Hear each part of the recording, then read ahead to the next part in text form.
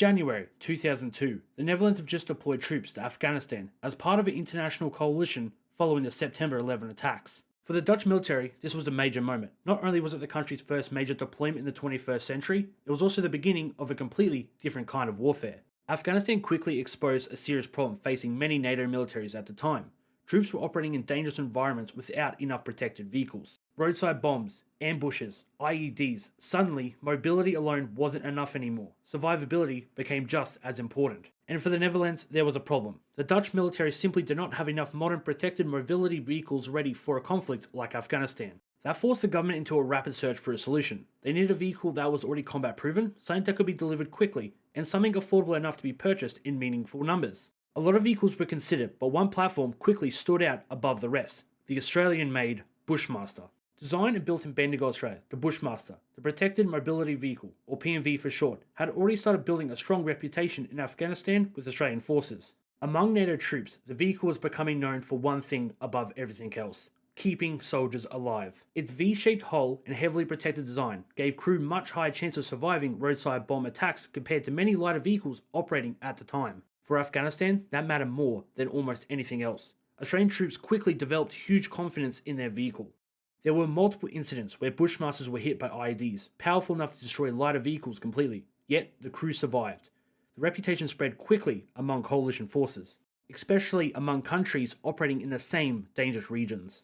In 2006, the Netherlands received its first 24 Bushmasters from Australia, and they immediately went into operational service. What started as a relatively small emergency purchase quickly turned into something much bigger. Dutch forces were highly impressed with the vehicle's survivability, reliability, and ability to operate in harsh desert conditions. Over time, the Netherlands continued to expand the fleet. By 2016, the Dutch military was operating around 100 Bushmasters across multiple variants and roles, but the Netherlands were far from the only country paying attention. As the Bushmasters' reputation grew, international interest started growing with it.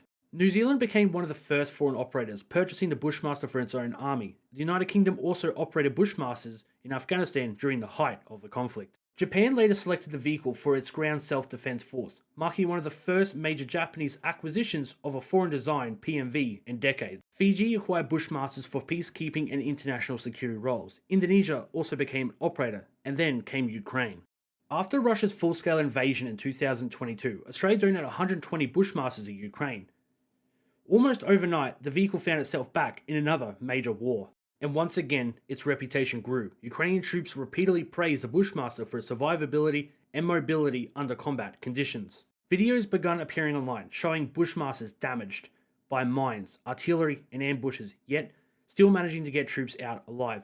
For many soldiers, that became the vehicle's defining trait. Not firepower, not speed, survivability. And in modern warfare, survivability has become incredibly important, especially in Ukraine, where drones, artillery, and mines have made the battlefield more dangerous than many armies expected. The war has forced militaries around the world to rethink vehicle protection completely. Countries are now paying more closer attention to crew survivability, mine resistance, and protection mobility, more than they were a decade ago. And that shift has helped push vehicles like the Bushmaster back into the spotlight. For the Netherlands, the lessons from Ukraine only reinforce what they already know. By this point, the Dutch military has 2 decades of experience operating the Bushmaster.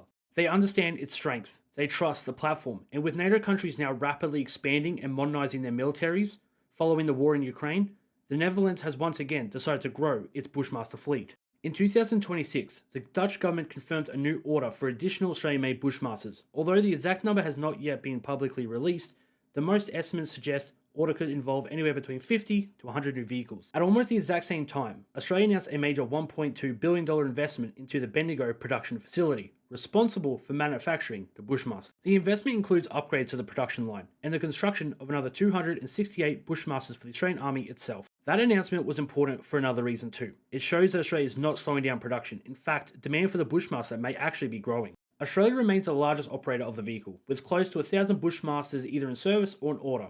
And after Ukraine, more countries are beginning to pay attention, because the Bushmaster occupies a very interesting position in the market. It's not a heavy tank, it's not an infantry fighting vehicle, and it's not designed for direct frontline assaults against heavily armed armies. Instead, it focuses on something much simpler, keeping troops protected while moving through dangerous areas. And in modern warfare, that role has become incredibly valuable. Production for both Australian and Dutch vehicles are expected to continue through the late 2020s, with deliveries beginning around 2028. And in many ways, this deal represents something much larger than just military vehicles. It reflects the growing defense relationship between Europe and Australia, a relationship shaped by NATO cooperation, the war in Ukraine, and raising global tensions across multiple regions. More than 20 years after Dutch troops first deployed to Afghanistan, the Bushmaster is still proving why countries continue to buy it. Not because it's the newest vehicle on the battlefield, not because it's the most heavily armed, but because when soldiers climb inside one, they trust it will bring them home alive. What do you think? Has the Bushmaster become one of the best protected military vehicles in the modern era, or will a newer platform eventually replace it? Let me know in the comments. Thanks for watching this video from Global Military News. If you enjoyed, make sure you subscribe and like, and make sure to check out our website linked down below with all our other social media.